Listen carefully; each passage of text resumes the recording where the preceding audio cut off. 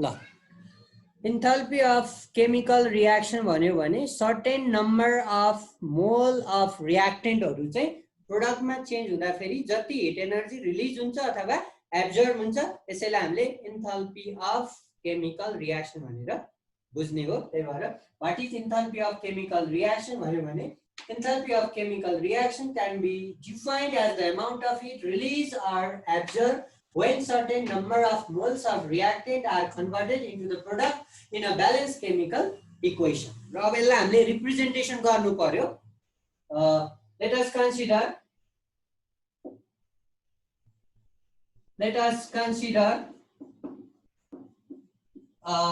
general general chemical reaction. Let us consider a general chemical reaction as A plus B बाट C plus G बन्छ। ल यो एउटा general chemical reaction हो। यो रिएक्सनमा दुईटा रिएक्टेन्ट छ A र B र दुईटा प्रोडक्ट छ C र D। अब A रिएक्टेन्ट को नम्बर अफ मोल A छ, B रिएक्टेन्ट को नम्बर अफ मोल B छ र प्रोडक्ट C प्रोडक्ट को नम्बर अफ मोल C छ र D प्रोडक्ट को नम्बर अफ मोल D छ। अब यो केमिकल रिएक्सन को लागि चाहिँ हामीले इन्थाल्पी चेन्ज लाई कसरी रिप्रेजेन्ट गर्ने भन्ने कुरा चाहिँ बुझ्नु पर्यो। अब यसको इन्थाल्पी चेन्ज भन्यो भने जहिले पनि है इन्थाल्पी चेन्ज भन्यो भने दुईटा स्टेट को इन्थाल्पी को डिफरेन्स हो क्या, किनभने इन्थाल्पी भनेको स्टेट फंक्सन हो। त्यही भएर केमिकल रिएक्सन को इन्थाल्पी चेन्ज भन्यो भने प्रोडक्ट को इन्थाल्पी बाट रिएक्टेन्ट को इन्थाल्पी घटाइदिने हो। The difference of total enthalpy of reactant and product in a balanced chemical equation लाई हामीले simply enthalpy change of that chemical reaction भनेर भन्छौं। र अब for this chemical reaction the enthalpy change हो, the enthalpy change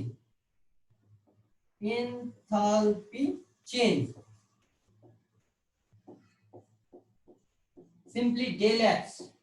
enthalpy change भन्यो भने total enthalpy of product बाट total enthalpy of reactant घटाइदिने। त्यही भएर टोटल इन्थाल्पी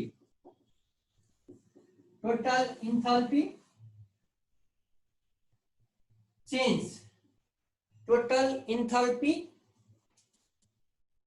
अफ प्रोडक्ट यसलाई मैले डेल एचपी माने माइनस है total enthalpy of product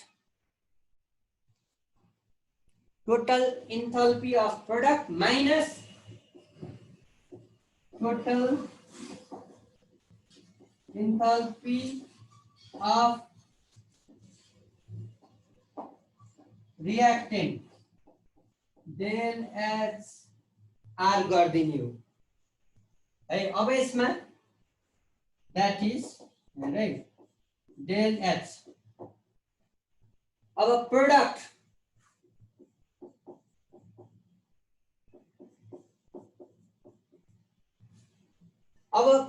र रिएक्टेन्ट के छ त त्यो हामीले लेख्नु पर्यो है।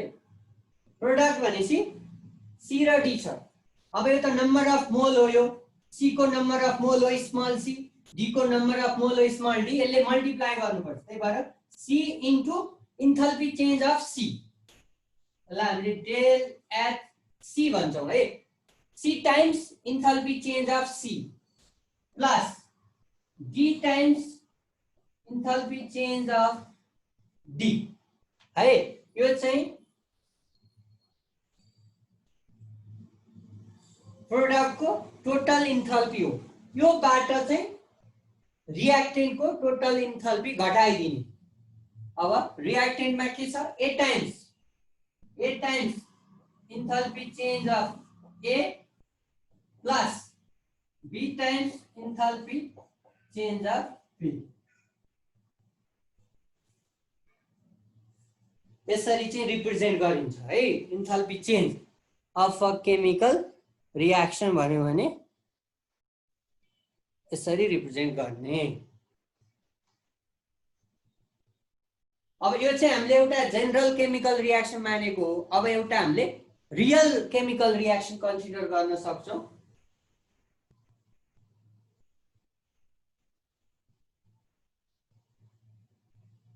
जस्तै फर एक्जाम्पल हेर त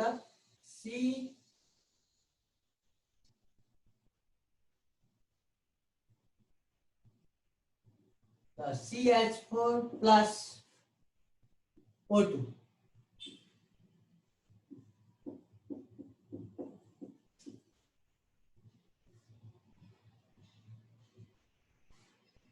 अरे अब यो रियाक्सन को लागि इन्थाल्पी चेन्ज भन्यो भने के हुन्छ? Enthalpy change del H equal to our total enthalpy of product minus total enthalpy of reactant त गर्नु पर्यो। अब प्रोडक्ट भनेपछि के छ? एउटा CO2 छ, अर्को H2O छ।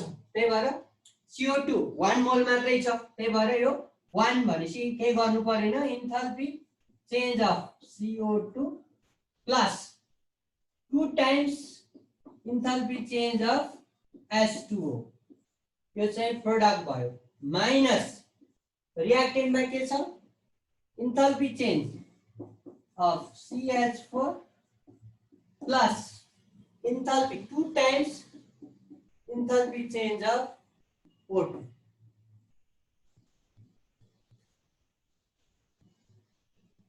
यसरी रिप्रेजेन्ट गर्ने हो इन्थाल्पी चेन्जलाई।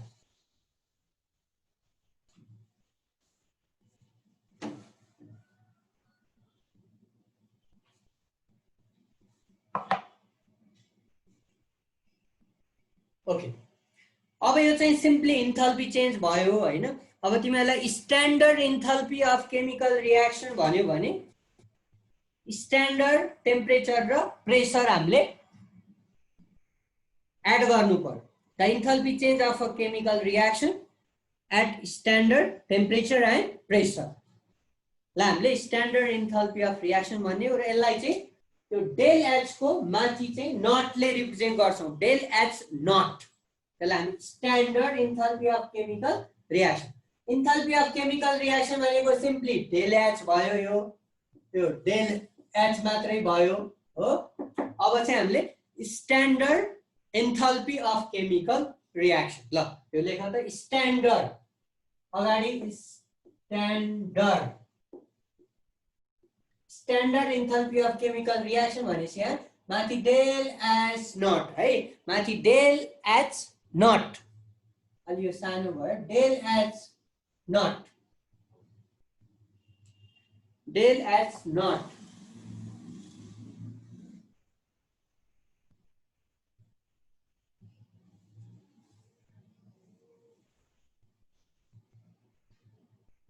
अब what is standard enthalpy of chemical reaction भन्यो भने enthalpy of chemical reaction measured at standard temperature and pressure हो। Standard enthalpy of chemical reaction means the enthalpy change of chemical reaction measured at standard temperature, that is 298 Kelvin or 25 degrees Celsius temperature and 1 standard atmospheric pressure लाई हामीले standard enthalpy of chemical reaction भनेर भन्ने हो। लेख्नु, the enthalpy change of a chemical reaction, the enthalpy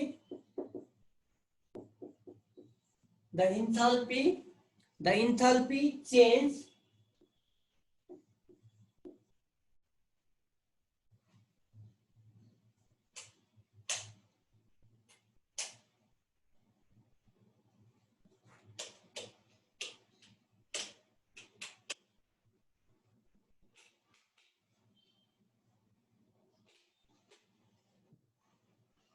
the enthalpy change of a chemical reaction The enthalpy change of a chemical reaction measured at standard. The enthalpy change of a chemical reaction measured at standard temperature.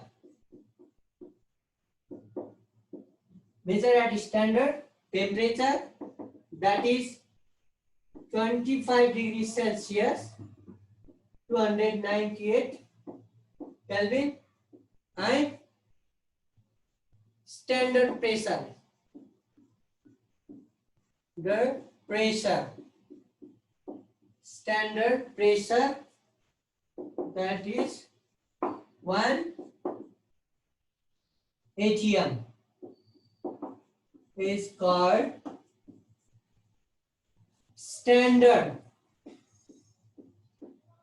It's called standard enthalpy of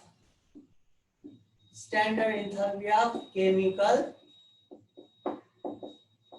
It's called standard enthalpy of chemical reaction. It is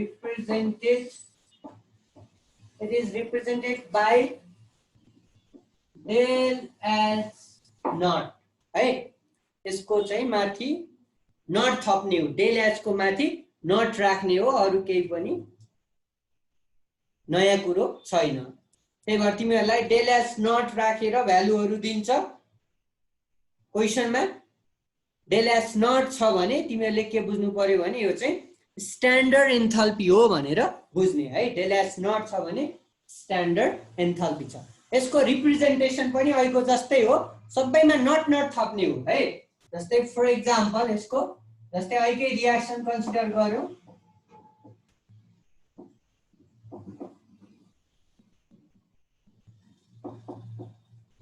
है। यो रियाक्सनको लागि चाहिँ अब standard enthalpy change भन्यो भने del S not चाहिँ अब standard enthalpy of product minus standard enthalpy of reactant गर्नु पर्यो है। भनेपछि अब के छ त प्रोडक्टमा C times enthalpy change of C है, यो सबैमा नट राख्ने, plus D times enthalpy change of D minus A times enthalpy change of A standard plus B times enthalpy change of B गर्दैन। ए स्ट्यान्डर्ड एन्थाल्पी चेन्ज भनेपछि not ले represent गरिन्छ र यो चाहिँ स्ट्यान्डर्ड टेम्परेचर र प्रेशर को लागि हो। त्यही भएर if temperature and pressure are standard in the chemical reaction then the enthalpy change अथवा heat change of that chemical reaction is considered as standard enthalpy of chemical reaction. Okay. अब यसपछि हामीले एउटा एक्जोथर्मिक र इन्डोथर्मिक केमिकल रियाक्सन भनेर नि पढ्नु पर्छ। यो नि एक्जाममा कहिलेकाहीँ तिमीहरुलाई एनर्जी प्रोफाइल डायग्राम ड्रा गर भन्छ for exothermic and endothermic reaction. अब एक्जोथर्मिक भनेपछि हिट रिलिज हुने भयो, इन्डोथर्मिक भनेपछि हिट एब्जर्ब हुने केमिकल रियाक्सन भयो, र अब त्यसको एनर्जी प्रोफाइल डायग्राम कस्तो हुन्छ त्यो हामीले ड्रा गर्छौं। किनभने एक्जोथर्मिक भनेपछि एनर्जी रिलिज हुन्छ भनेपछि रियाक्टेन्टको एनर्जी बढी हुन्छ, प्रोडक्टको कम हुन्छ हैन। त्यस्तै इन्डोथर्मिक भनेपछि चाहिँ हिट त्यसले एब्जर्ब गर्छ, त्यही भएर रियाक्टेन्टको हिट एनर्जी कम हुन्छ, प्रोडक्टको बढी हुन्छ। त्यसलाई हामीले डायग्राममा देखाउने हो है त्यो कुरा एक्जोथर्मिक। अब नेक्स्ट टाइम हामी एक्जोथर्मिक र इन्डोथर्मिक, त्यसपछि एउटा ल बाँकी छ। अब यो इन्थाल्पी चेन्ज सँग रिलेटेड एउटा हेस law of constant hit summation भन्ने छ, त्यो एकदम इम्पोर्टेन्ट छ। अनि त्यसपछि यो च्याप्टर सिद्धियो, अनि त्यही न्युमेरिकल क्वेशन मात्रै बाँकी छ। हामीले न्युमेरिकल चाहिँ 4 मार्क्स को एकदम इम्पोर्टेन्ट छ, त्यो अब अर्को नेक्स्ट क्लासतिर अलिकति स्टार्ट हुन्छ है त न्युमेरिकल पार्ट। ल अब आजलाई यति गरौँ है त।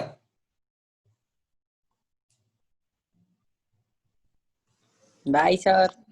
ल बाई बाई। राइट